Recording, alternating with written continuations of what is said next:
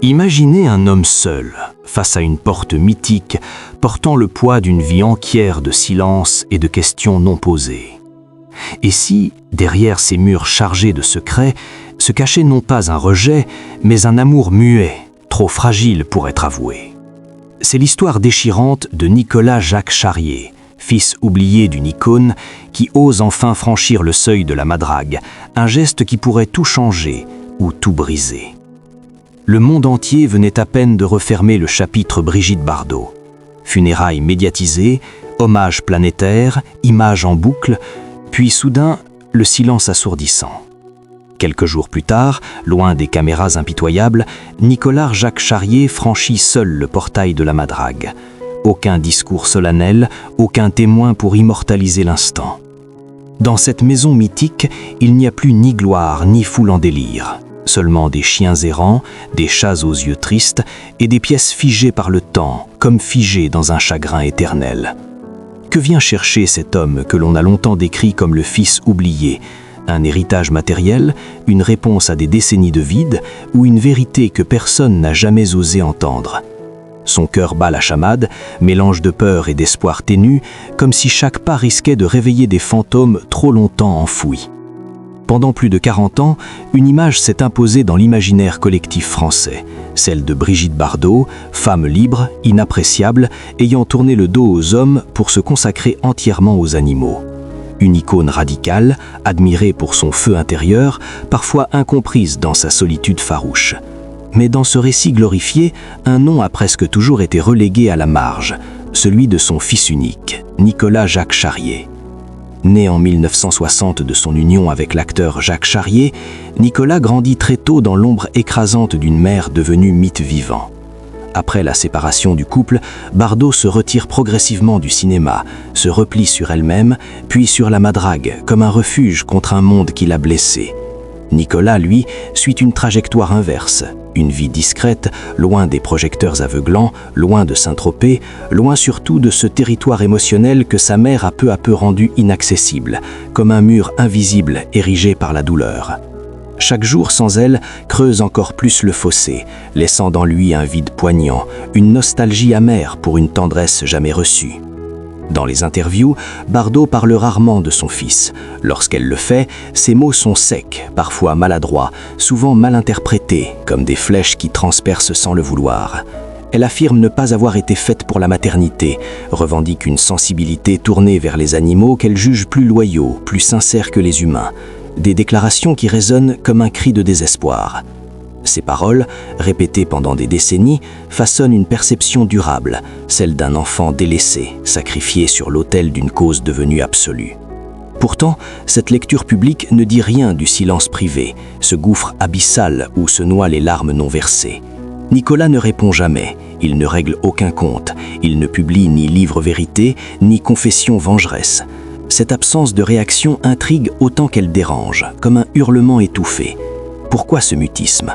Par loyauté filiale, par une douleur trop vive pour être exprimée, ou parce que certaines blessures, lorsqu'elles durent trop longtemps, finissent par se transformer en résignation muette, une armure contre le monde. Au fil des années, la madrague devient le symbole de cette fracture béante. Pour Bardot, c'est un refuge presque sacré, un sanctuaire où elle se sent en sécurité. Pour Nicolas, c'est un lieu fermé physiquement et symboliquement, une forteresse imprenable qui lui renvoie son exclusion comme un coup de poignard. Il n'y entre pas, il n'y est pas convié. Le monde entier associe cette maison à la protection animale, au combat médiatique, à la solitude choisie de l'icône, mais personne ne s'interroge sur ce qu'elle représente pour le fils qui en est absent, un rappel constant d'un amour inachevé, d'une perte irrémédiable. À mesure que Bardot vieillit, la distance ne se comble pas, elle s'approfondit, comme un océan de regrets. Les rares apparitions publiques de Nicolas confirment son choix de rester en retrait. Il fonde une famille, devient père à son tour, construit une vie loin du tumulte, mais avec une ombre persistante au cœur. Et pourtant, malgré cette apparente normalité, une question persistante l'obsède, l'enserre comme une étreinte glacée. Comment se construit-on quand la figure maternelle la plus célèbre du pays semble avoir choisi une autre famille que la sienne ? Cette interrogation, longtemps laissée sans réponse, va ressurgir brutalement après la mort de Brigitte Bardot, non pas dans les médias avides, mais derrière les murs épais de la Madrague, lorsque Nicolas franchit enfin un seuil qu'il n'avait jamais vraiment osé passer, le cœur serré par l'angoisse et l'anticipation. La disparition de Brigitte Bardot agit comme un révélateur brutal, une déflagration émotionnelle. Tout ce qui était tenu à distance, repoussé, enfoui sous des décennies de silence, remonte soudain à la surface, comme une vague dévastatrice. Pour Nicolas, il ne s'agit pas seulement de perdre une mère. Il s'agit de perdre définitivement la possibilité d'un dialogue, d'une explication, peut-être même d'une réconciliation explicite. Lorsque le cercueil est refermé et que l'agitation médiatique retombe, une autre épreuve commence, celle du face-à-face, non pas avec une personne, mais avec un lieu hanté par les souvenirs. La Madrague n'est plus protégée par la présence de Bardot. Elle devient un espace nu, presque vulnérable, exposé au vent de la vérité.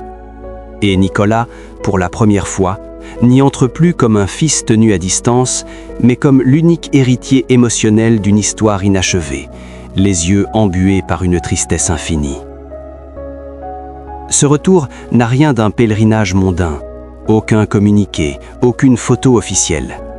Nicolas se rend à la Madrague dans la plus stricte discrétion, conscient que ce lieu chargé de symboles peut facilement être récupéré, interprété, instrumentalisé. Mais ce qu'il vient affronter dépasse largement la question du patrimoine. Il vient affronter une mémoire qui le hante. Les murs de la villa racontent une vie de retrait, de luttes acharnées, d'obsessions assumées avec une passion dévorante. Ils témoignent aussi d'une solitude volontaire, parfois revendiquée avec dureté, comme un bouclier contre la vulnérabilité. En parcourant les pièces, Nicolas mesure l'ampleur du fossé qui s'est creusé entre eux, chaque pas ravivant une douleur lancinante. Ici, chaque objet rappelle un combat animalier, une cause, une colère justifiée. Rien, en apparence, ne semble évoquer la maternité ou la famille humaine. C'est précisément cette absence qui pèse le plus lourd, comme un poids écrasant sur sa poitrine. Non pas ce qui est visible, mais ce qui ne l'est pas. Nicolas n'est pas confronté à un rejet explicite, mais à un vide symbolique, un abîme, qui, pendant des années, a nourri l'idée qu'il n'avait jamais vraiment compté, le laissant avec un sentiment d'abandon dévastateur. Pourtant, à mesure qu'il avance, une autre hypothèse commence à s'imposer, encore plus dérangeante, comme un éclair dans la nuit. Et si cette absence n'était pas synonyme d'indifférence, mais d'incapacité? Bardot n'a jamais caché ses failles. Elle parlait de sa peur des relations humaines, de sa difficulté à aimer sans se perdre, de son rapport conflictuel à la maternité, des aveux qui sonnaient comme des appels au secours déguisés. Mais ces confessions, souvent perçues comme des provocations, n'ont jamais été reliées à une question essentielle. Comment une femme qui se sent étrangère au monde peut-elle transmettre de l'amour à un enfant? Pour Nicolas, cette interrogation devient centrale, un tourbillon d'émotions qui le submerge. Il comprend peu à peu que l'histoire ne se résume pas à un abandon volontaire, mais peut-être à une forme d'impuissance affective. Une mère incapable de dire, incapable de montrer, mais non nécessairement incapable de ressentir. Cette prise de conscience, encore fragile, prépare le terrain d'un basculement émotionnel majeur qui va se produire dans l'endroit le plus intime de la villa. Cette pièce se situe au rez-de-chaussée de la Madrague, à l'écart du reste de la maison. Contrairement aux idées reçues, ce n'est ni luxueux, ni un espace chargé de souvenirs cinématographiques. C'est une pièce austère, presque monacale, imprégnée d'une mélancolie palpable. Les murs sont clairs, dépouillés, avec quelques objets religieux qui évoquent une quête spirituelle désespérée. Une lumière tamisée filtre à travers les volets, comme pour adoucir les ombres du passé. Rien qui évoque la star glamour. Tout semble parler de retrait, de discipline intérieure, de solitude choisie avec une résignation poignante. Lorsque Nicolas Jacques Charrier y entre, il comprend immédiatement que cette pièce n'était pas destinée à être vue. C'était un refuge intime, un espace que sa mère, Brigitte Bardot, avait soustrait au regard du monde, peut-être même à celui de ses proches, comme un sanctuaire pour ses tourments secrets. Ici, aucun portrait officiel, aucun trophée, pas de livre d'or, seulement l'essentiel, nu et vulnérable. Nicolas avance lentement, comme s'il craignait de troubler un équilibre fragile, son cœur cognant contre sa poitrine. Chaque pas résonne différemment, transformant la maison d'une icône en celle d'une femme âgée marquée par les années, par les luttes, par les renoncements qui l'ont usée jusqu'à l'âme. Il remarque le lit simple, la table de chevet, une armoire modeste. Tout indique une vie réduite à l'essentiel, presque ascétique, un témoignage muet de sa souffrance intérieure. Sur la table de nuit, rien d'apparent, pas de lettres, pas de carnet. Nicolas ouvre alors machinalement le tiroir, sans attente précise, mais avec une appréhension sourde.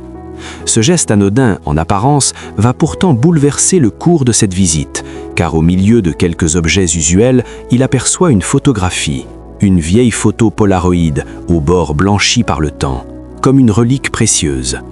L'image n'a rien de spectaculaire, elle montre Nicolas, plus jeune, accompagné de ses 2 filles. La photo a été prise loin de la France, en Norvège, lors d'un séjour familial discret. Aucun décor glamour, aucun symbole médiatique, juste un instant de vie ordinaire, capturé dans sa pureté. Mais ce qui frappe immédiatement Nicolas comme un coup au cœur, ce ne sont pas les visages souriants, mais l'état de la photo. Le papier est usé, légèrement gondolé. Les contours sont adoucis par des années de manipulation. Certaines zones semblent polies, comme si des doigts les avaient longuement caressées, avec une tendresse infinie. Ce n'est pas une photo oubliée au fond d'un tiroir, c'est une photo qui a vécu, qui a été sortie, regardée, touchée en secret. À cet instant précis, Nicolas sent quelque chose se fissurer en lui, un mur de résignation qui s'effondre, libérant un torrent d'émotions refoulées, larmes, soulagement, amour retrouvé. Car cette image, il ne se souvenait pas l'avoir jamais envoyée à sa mère. Et pourtant, elle est là, conservée dans l'endroit le plus intime de la maison, comme un secret soigneusement dissimulé à l'abri du monde, preuve silencieuse d'un lien indéfectible, d'un amour qui n'avait pas besoin de mots pour exister.